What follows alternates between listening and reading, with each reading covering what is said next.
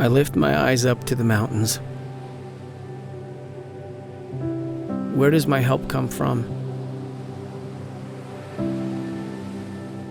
My help comes from the Lord, the maker of heaven and earth. He will not let your foot slip. He who watches over you will not slumber. Indeed, he who watches over Israel will neither slumber nor sleep. The Lord watches over you. The Lord is your shade at your right hand. The sun will not harm you by day, nor the moon by night. The Lord will keep you from all harm.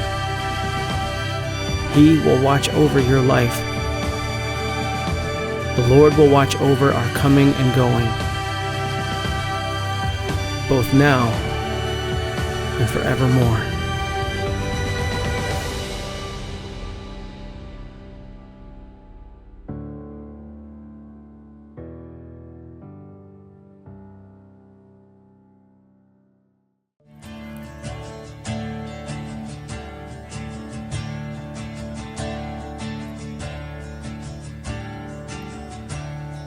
I've heard 1,000 stories of what they think you're like, but I've heard the tender whispers of love in the dead of night, and you tell me that you're pleased and that I'm never alone. You're a good, good Father. It's who you are. It's who you are.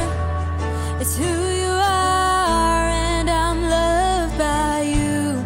It's who I am. It's who I am. It's who I am.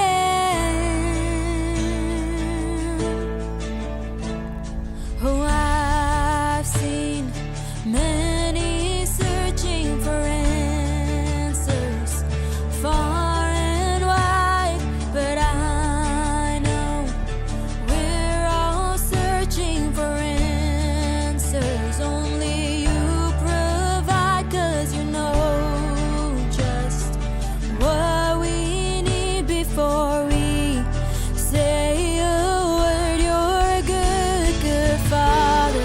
It's who you are. It's who you are. It's who you are, and I'm loved by you. It's who I am. It's who I am. It's who I am. You are perfect in all of your ways. You are perfect in all of your ways. You are perfect in all of your ways to us. You're perfect, God. You are perfect in all of your ways. You're so perfect in all of your ways. You are perfect in all of your ways to us. Oh, it's love so undeniable. I can hardly speak. Peace so unexplainable. I can hardly think as you call me. Deeper still as you call me. Deeper still as you call me. Deeper still into love. Love, love. You're a good, good Father. It's who you are. It's who you are. It's who you are, and I'm loved by you.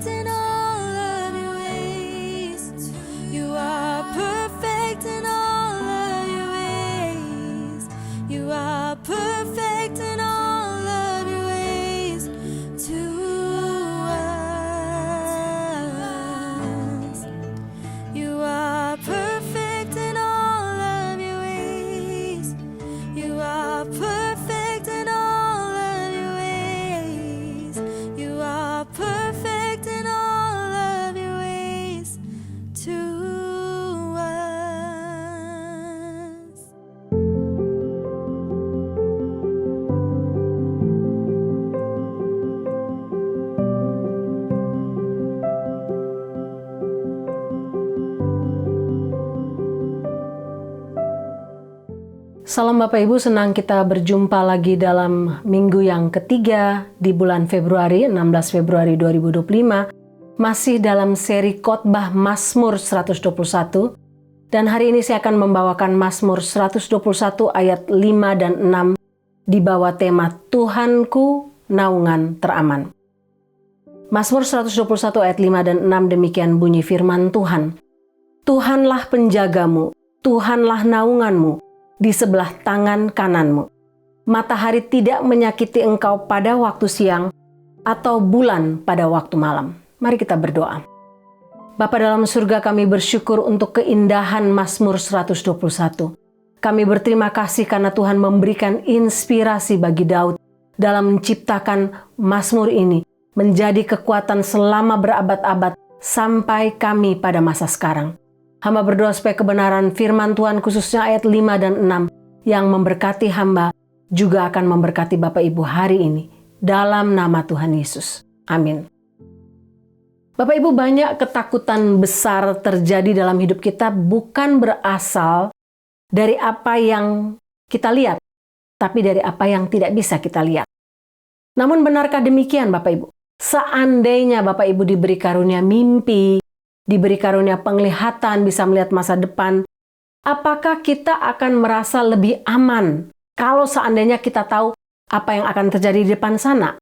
Atau justru sebaliknya, kita makin takut, kita makin khawatir. Nah, kalau Bapak Ibu yang pernah menonton seri TV The Simpsons, banyak orang terpesona Bapak Ibu karena episode-episodenya ini walaupun tidak semua, tapi banyak episodenya seolah-olah memprediksi apa yang akan terjadi di masa mendatang, khususnya di Amerika. Dan film ini banyak digemari orang karena mereka ingin melihat apa yang akan terjadi di depan.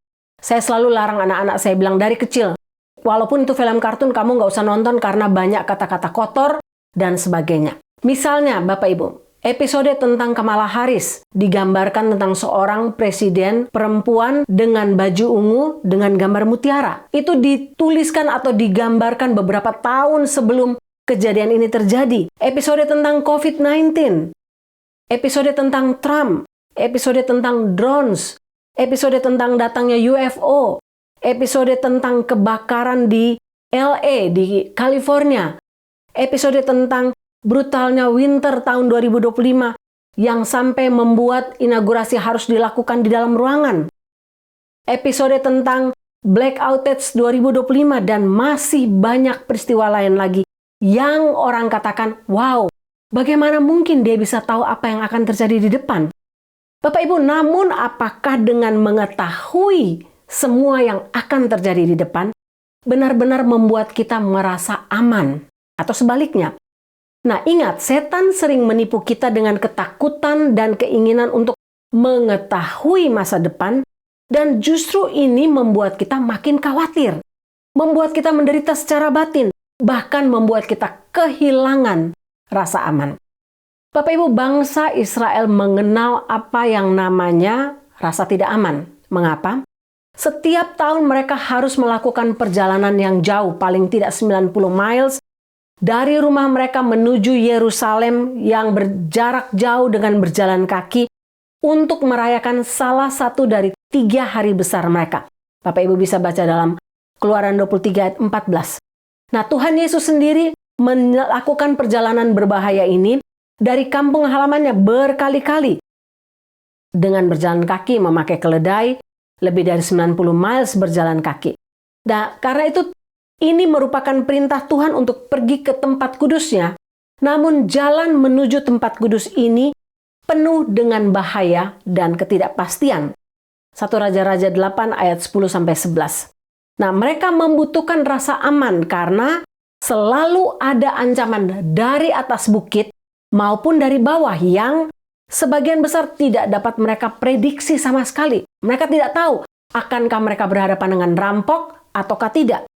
Mereka terpapar sinar matahari yang terik dengan cuaca yang tidak menentu, dan kadang-kadang Bapak Ibu sangat mengejutkan karena para perampok ini bersembunyi dalam gua-gua di atas bukit. Mereka tahu persis kapan para peziarah ini tiba, dan hal ini membuat para peziarah merasa tidak aman, merasa rapuh, merasa rentan Bapak Ibu. Sehingga bagian Mazmur 121 ayat 5 dan 6 ini adalah sesuatu yang mereka nyanyikan ketika mereka mendaki menuju Yerusalem, sesuatu yang mereka nyanyikan untuk memberikan mereka rasa aman. Nah, ayat 5 dan 6 yang kita lihat ini, dari mana rasa aman kita datang? Kalau kita melihat dalam bagian 5 dan 6 ini, yang pertama, kita akan melihat ayat 5, yaitu apa? Tuhan menjadi penjaga Israel. Tuhan menjadi penjaga kita. Ayat 5a katakan, Tuhanlah penjagamu. Nah, dalam Mazmur 121 menarik, kata penjaga ini ditulis 2 kali untuk penekanan, untuk menyatakan bahwa bagian ini penting, untuk menyatakan sebagai jaminan rasa aman mereka. Penjaga Israel, penjagamu. Karena itu, hal ini merupakan hal yang dicari atau dibutuhkan oleh para pesiara itu adalah rasa aman. Nah, rasa aman mereka, kalau Bapak Ibu ingat khotbah Pak Riki pada minggu pertama, datang dari Allah yang menciptakan langit dan bumi. Bukan dari manusia, bukan dari gunung-gunung, bukan dari Tuhan palsu. Saya baca satu kisah tentang Dr. Paul Brand. Dia adalah seorang misionaris dan dokter bagi para penderita kusta yang miskin di India. Dia menceritakan satu peristiwa yang terjadi yang mengejutkan dia ketika dia mengobati salah seorang pasien yang tangannya terluka. Dia dipulihkan dan dia boleh pulang. Keesokan paginya pasien ini bernama Sadan, dia bangun dan dia kaget karena ketika dia melihat tangannya itu terluka lebih parah dari sebelum diobati. Banyak goretan, banyak cakaran, banyak darah mengalir, banyak dagingnya yang tersembul keluar Bapak Ibu. Dan orang kusta sudah tahu dari mana itu datangnya. Dari mana? Dari gigitan tikus di malam hari yang terjadi ketika mereka tidur. Para dokter juga tahu itu. Nah, berdasarkan kasus Sadan, Dr. Paul Brand dan timnya mengirimkan seekor kucing bagi tiap-tiap penderita penyakit kusta yang sudah mengalami kesembuhan. Kenapa tikus Bapak Ibu? Karena tikus itu mereka bisa mencium bau mayat dan orang kusta. Kalau mereka digigit, mereka tidak bisa merasakan rasa sakit karena saraf mereka lumpuh atau mati. Sehingga mereka diberikan, masing-masing mereka diberikan seekor kucing untuk menjaga tikus datang, menggigit mereka, mencakar mereka, dan menghabiskan daging atau otot mereka. Sama dengan kucing yang diberikan bagi para penderita kusta, Tuhan menjadi penjaga kita yang mengawasi kita dari serangan kuasa jahat. Tuhan menjadi satu-satunya sumber keamanan kita. Tuhan menjadi penjaga kita satu-satunya. Sehingga dalam ayat 5 ini kata penjaga dipakai untuk merujuk kepada hubungan domba dan gembala. Kepada hubungan gembala sebagai penjaga dan domba sebagai yang dijaga. Kita bisa baca Mazmur 23, Yehezkiel 24, Yohanes 10 ayat 1-18. Semua menggambarkan gembala sebagai metafora dalam Alkitab untuk Tuhan sebagai sang penjaga, sebagai gembala agung, dan menggambarkan manusia, orang percaya, sebagai domba yang dijaga. Nah, Bapak Ibu tahu domba adalah binatang yang bodoh. Domba adalah binatang yang tidak cerdas seperti kuda. Mereka bukan hewan yang tenang seperti sapi. Mereka sangat membutuhkan perlindungan lebih daripada binatang-binatang lainnya. Nah, domba adalah binatang yang hanya mampu melihat secara horizontal. Mereka tidak mampu melihat vertikal ke atas. Nah, Philip Keller dalam bukunya A Shepherd Looks at Psalm 23 mengatakan bahwa sifat manusia benar-benar mirip dengan domba Bapak Ibu dalam banyak hal. Dalam hal kebodohannya, keras kepalanya, rasa takutnya, pemalunya, gampang merasa sepi. Karena itu Bapak Ibu lihat jarang orang memelihara domba hanya 1 ekor. Biasanya domba dipelihara dalam jumlah yang banyak karena domba adalah binatang yang tidak dapat hidup sendiri. Bapak Ibu bisa pelihara anjing sendiri, kucing sendiri, tapi tidak dengan domba. Mereka gampang merasa kesepian, mereka membutuhkan rombongan atau kawanan sesama domba. Sehingga Keller pernah menceritakan bagaimana seekor domba betina yang sehat dengan sangat menyesal harus disembelih karena ia berulang kali lolos melalui pagar kawat dan mengajari domba lain untuk mengikuti jejaknya. Mengapa? Karena domba terkenal binatang yang nakal, binatang yang gampang tersesat, binatang yang bodoh. Nah, bicara mengenai domba, Bapak Ibu, ada hal yang menarik yang terjadi pada domba. Tidak selalu terjadi, tapi sekali sewaktu, sekali setahun bisa terjadi.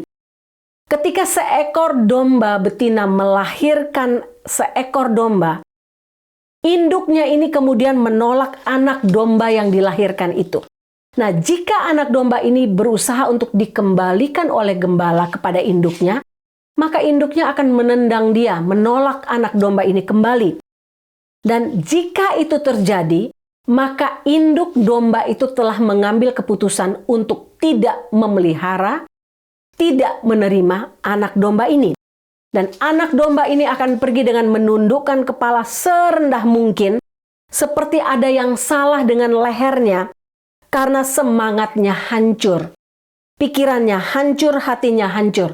Dan domba ini diberi sebutan bummer lambs atau domba yang menyebalkan. Nah, salah satu cara untuk menyelamatkan domba ini atau anak domba ini, bummer lambs ini, adalah jika gembala mau turun tangan. Salah satu cara untuk menyelamatkan adalah gembala mau turun tangan untuk mengambil anak domba itu, membawa pulang ke rumah, memeliharanya dengan dirinya sendiri. Gembala akan membawa pulang domba itu, memberi makan dari tangannya sendiri, menyusuinya dengan botol, menjaganya hangat dekat di dadanya, membungkus dia dengan selimut, sehingga anak domba ini bisa merasakan detak jantung sang gembala. Ketika anak domba ini cukup besar, cukup kuat, gembala akan mengembalikan anak domba ini ke padang bersama dengan kawanan domba lainnya. Namun ada hal yang penting terjadi di sini, Bapak Ibu. Domba itu, bummer lambs itu tidak akan pernah melupakan sang gembala. Dia mengenal benar sang gembala karena sang gembala yang memelihara, merawat dia, menjaga dia dari kematian karena penolakan ibunya. Kalau gembala memanggil domba-dombanya, siapa yang datang paling duluan? Bummer lambs ini. Karena apa? Dia mengenal dengan benar suara gembalanya. Domba yang menyebalkan ini atau bummer lambs ini mengenal suara gembala karena gembala memelihara dia secara personal. Bapak Ibu, kita sama seperti bummer lambs. Kita ditolak, kita kesepian, kita rapuh, kita menyebalkan, kita bodoh, kita gampang dilukai, gampang tergoda, gampang menjadi nakal. Kita menjadi sasaran empuk setan yang selalu ingin mencakar kita, menghabiskan kita, merampas hidup kita. Kita sering tergoda untuk melihat hanya secara horizontal saja, karena kita tidak dapat melihat secara vertikal. Kita mencari perlindungan dari sekeliling kita. Kita berpikir bahwa, oh saya bisa, oh teman lain saya bisa, oh kelompok kawanan saya bisa. Kita jarang mengarahkan hati kita ke atas, kepada sumber pertolongan kita satu-satunya, yaitu Tuhan pencipta langit dan bumi. Maka kadangkala sebagai domba kita gagal untuk menjadikan Tuhan sebagai penjaga kita, sumber perlindungan kita, sumber rasa aman kita satu-satunya, menjaga kita dari segala hal yang jahat. Saya ingin Bapak Ibu melihat video ini sebentar. Why do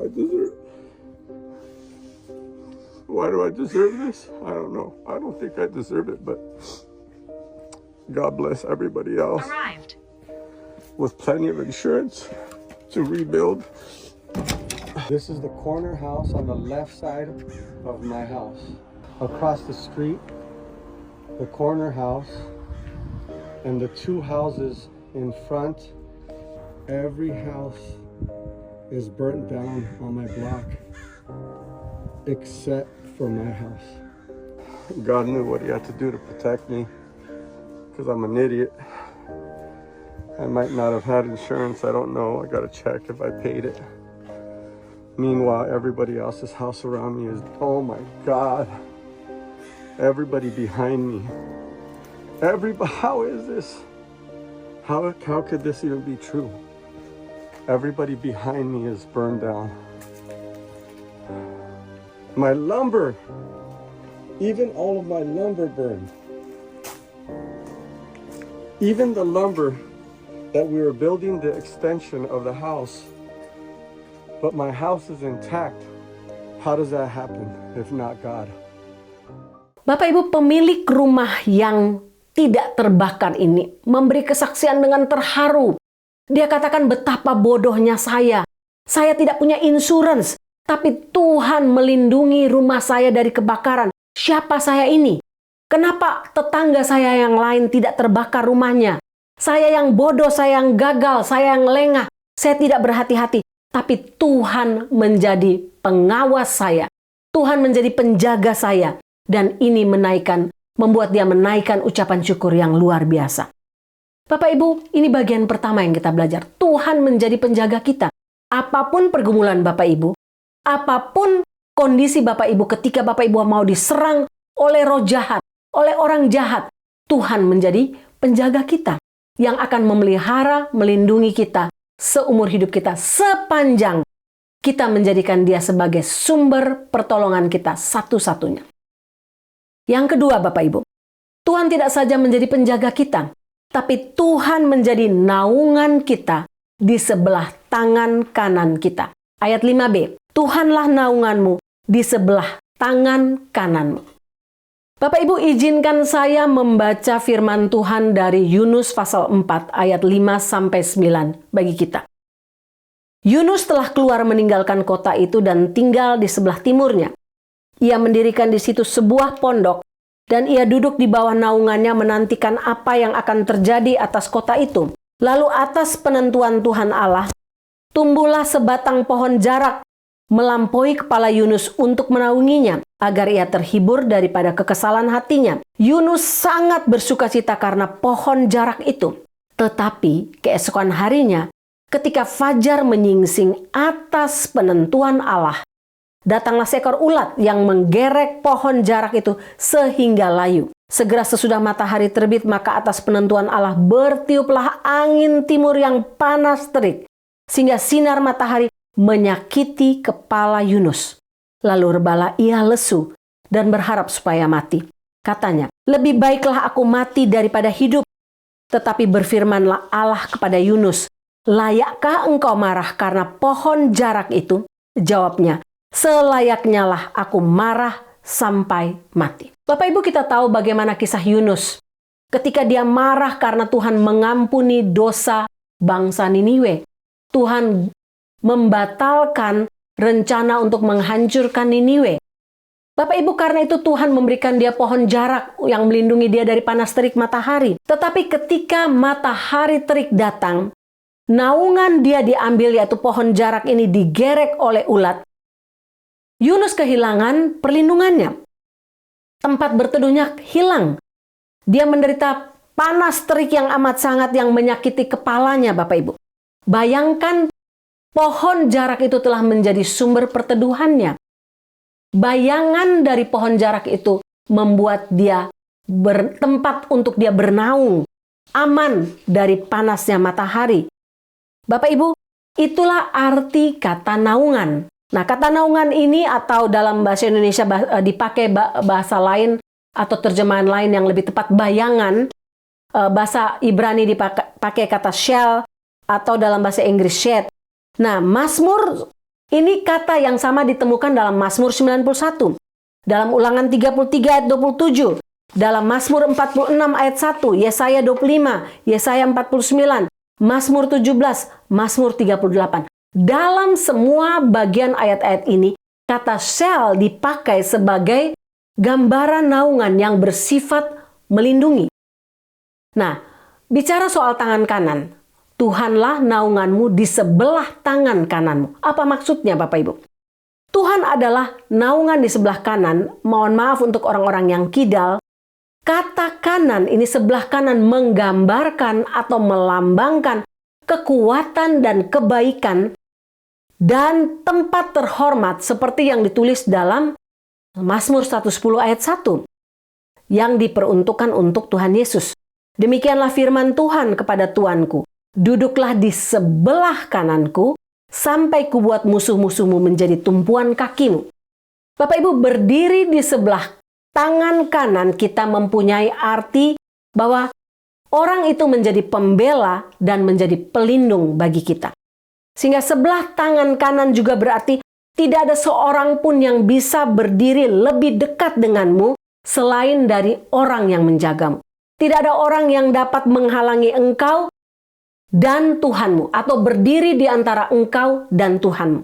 Sehingga sebagai naungan dan perteduhan sejati kita, Tuhan memberikan kita perteduhan menjadi sumber kekuatan, sumber kebaikan.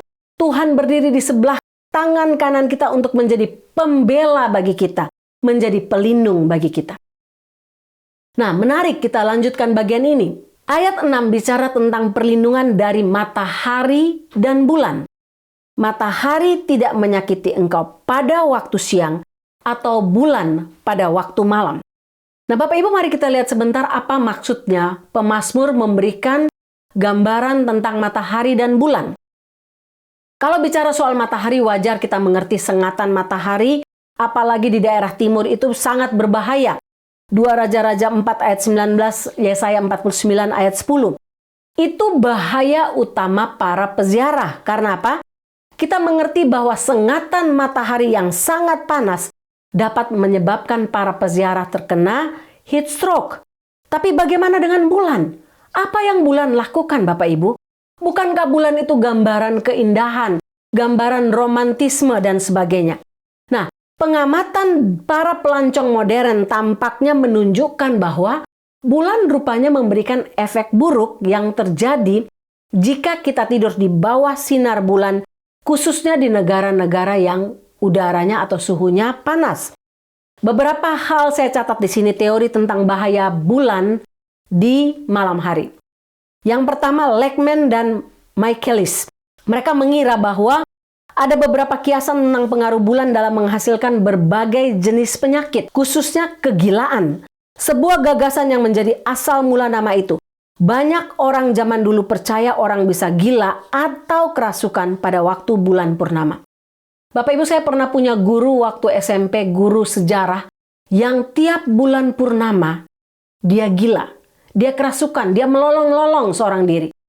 Yang berikut, Nep, mengira gagasannya adalah bahwa karena bulan tidak memberikan cahaya yang terang dan penuh seperti matahari, para peziarah yang percaya pada tuntunan dari cahaya bulan dapat terjerumus ke sungai atau rawa. Ini masuk akal, Bapak Ibu. Macrobius merujuk pada kebiasaan orang-orang timur untuk menutup wajah anak-anak mereka ketika tidur dari pengaruh bulan yang dibayangkan terhadap kesehatan anak tersebut. Anderson, dia mengatakan bahwa tidur di bawah sinar bulan dapat membuat leher menjadi kaku, sehingga tidak dapat diputar dari satu sisi ke sisi lainnya seperti sebelumnya. Tidur di udara terbuka dapat menyebabkan oftalmia, yaitu penyakit yang sangat umum di Timur Tengah. Orang Arab pada umumnya percaya bahwa sinar bulan berbahaya bagi tubuh manusia, dan karena itu mereka dengan hati-hati menutupi kepala mereka ketika tidur di udara terbuka. Daging pun jika terkena sinar bulan akan cepat busuk atau cepat tercemar. Nah, apa yang kita pelajari dari bagian ini, Bapak Ibu? Matahari dan bulan mewakili ciptaan Tuhan, mewakili kekuatan alam semesta ini.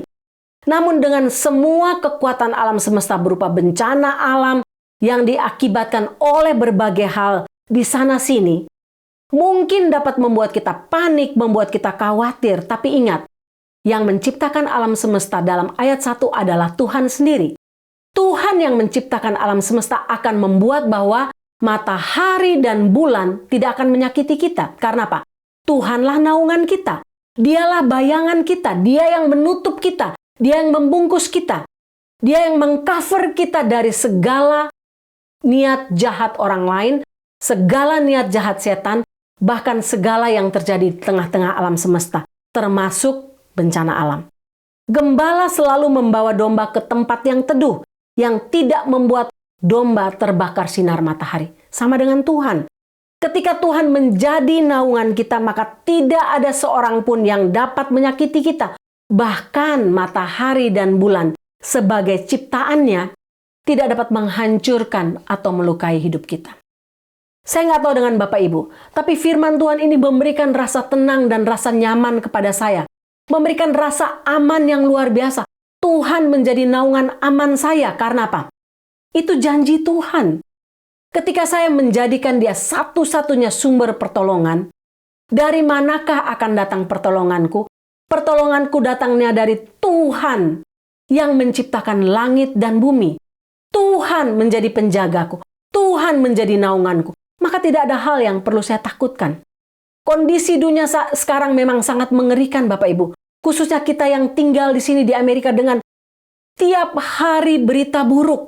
Tiap hari bencana datang dari alam yang seolah-olah alam tapi banyak kali buatan. Sehingga ini sungguh menakutkan. Tapi kalau kita menjadikan Tuhan sebagai sumber penjaga kita, sumber naungan kita, sumber rasa aman kita, tidak ada yang perlu kita takutkan. Karena Dia berkuasa atas manusia, atas kuasa gelap, atas alam semesta. Museum Toronto Ward menceritakan kisah tentang seorang pria abad 19 yang bernama Isapo Muksika. Nah, Muksika ini lebih dikenal dengan nama Crowfoot. Ia adalah kepala suku Indian Siksika dan dia dikenal baik karena dia memiliki hubungan yang baik dengan Kanada selama masa kekerasan besar. Nah, satu kali ketika Canadian Pacific Railroad ini mau membangun rel kereta api, pemerintah Kanada mendekati Crowfoot untuk menawarkan sebuah deal yang bagi mereka bagus. Mereka bilang, kalau kamu mau kasih tanah kamu, kami butuh tanah untuk buat rel kereta api, kamu akan mendapat tiket seumur hidup. Kamu mau pergi kemana saja dengan kereta itu, kamu tidak perlu membayar. Kemanapun, kapanpun, gratis. Kesepakatan itu tercapai, mereka menyelesaikan Canadian Pacific Railroad dan Crowfoot mendapat tiket seumur hidup. Tiket itu dia masukkan ke dalam kotak yang bagus, yang dia gantungkan di lehernya selama sisa hidupnya. Tiket itu memberinya hak untuk kemana saja, kapan saja pergi dengan naik kereta api secara gratis. Tapi ada satu masalah besar. Kenapa? Karena Crowfoot tidak pernah menginjakkan kaki satu kali pun di kereta itu. Dia memiliki hak untuk bepergian kemana saja yang diinginkan, tapi dia tidak pernah memanfaatkan hak itu. Bapak Ibu, banyak kali kita punya akses. Jika kita punya akses kepada kuasa terbesar, perlindungan terbesar, penjagaan, naungan terbesar, tapi kalau kita tidak pernah menginjakkan kaki kita kepada akses itu, kita tidak pernah memanfaatkan akses itu, maka tidak ada gunanya. Tidak ada gunanya menggantungkan tiket itu di leher kita seumur hidup kita, tapi kita tidak pernah memakainya. Sama dengan orang percaya, Bapak Ibu. Banyak orang percaya seperti Crowfoot. Kita memiliki janji-janji Tuhan, kita menyanyikan janji Tuhan. Mazmur 121 termasuk mazmur yang sering dinyanyikan orang. Tapi kita tidak, seolah-olah tidak memiliki akses ke situ. Kita tidak pernah memanfaatkan akses itu. Kita memiliki janji-janji yang indah. Janji firman Tuhan kita bingkai. Kita taruh di dinding rumah, kita taruh di depan pintu. Kita taruh di Alkitab kita. Mungkin kita tato di badan kita. Tapi kita tidak pernah menggunakan akses itu kepada Tuhan sebagai pelindung, penjaga, sumber naungan teraman kita. Sangat disayangkan. Kita taruh itu di sosial media kita. Kita mungkin mengkhotbahkannya, tapi kita tidak pernah memanfaatkannya. Kita katakan, oh saya tidak takut, Tuhan pelindungku, Tuhan penjagaku, Tuhan sumber naungan teramanku. Tapi kita tidak pernah melakukannya. Ketika masalah datang kita kocar-kacir. Ketika pergumulan datang kita hancur. Ketika datang pergumulan demi pergumulan, kita menjadi kehilangan rasa percaya, kehilangan iman. Kita berpikir bahwa kita bisa menyelesaikan masalah kita sendiri seperti domba yang bodoh. Kita tidak pernah menggunakan hikmatnya. Kita tidak pernah datang kepada Dia sebagai sumber pertolongan pertama dan utama. Dia penjaga kita. Dia naungan kita, dia sumber rasa aman kita. Kita meragukan kebesaran Tuhan, kita bahkan tenggelam dengan berbagai kekhawatiran yang mengikat hidup kita. Bapak Ibu, di Amerika beberapa tahun lalu jumlah orang dengan mental illness 50%. Tapi sekarang ini naik menjadi 67%. Termasuk orang Kristen. Mengapa? Karena kita membiarkan kekhawatiran kita, ketakutan kita terhadap masalah, terhadap berbagai tantangan kita, terhadap serangan-serangan iblis bagi kita yang menyerang pikiran kita, menyerang iman kita. Kita membiarkannya karena apa? Kita hanya memiliki firman Tuhan itu di bingkai rumah kita. Kita hanya memilikinya seperti kalung di tubuh kita, di leher kita.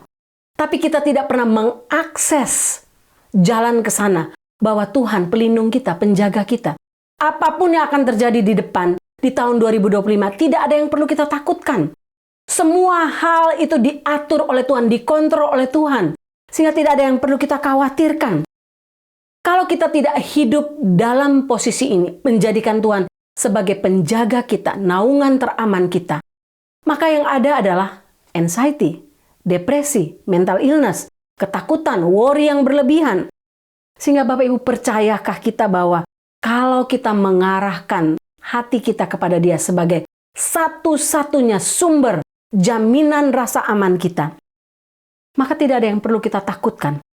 Ketika persoalan muncul, masalah datang, kekhawatiran akan pergi kalau kita katakan, "Hey, saya tidak takut, Tuhan menjadi penjaga saya." 2025 masih merupakan rahasia di depan sana. Kita tidak perlu panik, karena apa? Kita tahu Tuhan menjadi penjaga dan sumber naungan kita yang paling aman. Saya menutup bagian ini dengan membaca Amsal 16 ayat 20, mengatakan, "Siapa yang bijak menangani persoalan akan memperoleh kebaikan, dan siapa mempercayakan diri kepada Tuhan, berbahagialah dia." Maukah kita hidup berbahagia? Maukah kita hidup dalam rasa aman dan nyaman oleh karena kita tahu Tuhan sumber naungan teraman kita? Mari kita berdoa. Bapa dalam surga, seringkali kami bodoh seperti domba. Kami berpikir bahwa kami punya hikmat. Kami berpikir kami bisa menyelesaikan masalah hidup kami sendiri. Kami berpikir ketika kekhawatiran datang kami bisa menang dari diri kami sendiri. Ampunilah kami Tuhan. Tolonglah kami untuk datang kepada Gembala Agung. Ketika pergumulan, persoalan datang, tolonglah kami untuk datang kepada Engkau sebagai pencipta langit dan bumi. Tolonglah kami untuk tidak memandang secara horizontal. Arahkan mata kami vertikal ke atas, melihat kepada Engkau sebagai sumber penjaga kami, sumber rasa aman kami, sumber pertolongan kami satu-satunya. Sehingga ketika pergumulan datang, kami tahu tidak ada tempat untuk rasa worry. Tidak ada tempat untuk anxiety kami. Yang ada hanyalah iman kepada Engkau saja. Hamba berdoa supaya kebenaran firman Tuhan ini menuntun kami di tahun 2025 dari banyak masalah. Dari banyak hal yang akan terjadi di depan sana yang tidak kami ketahui. Hamba berdoa berikan rasa aman itu dalam hati kami melalui kebenaran firman Tuhan ini. Menjadi pegangan kami melangkah di bulan-bulan yang masih Tuhan percayakan bagi kami. Terpujilah namamu Tuhan untuk kebenaran firman Tuhan ini. Dalam nama Tuhan Yesus. Amin.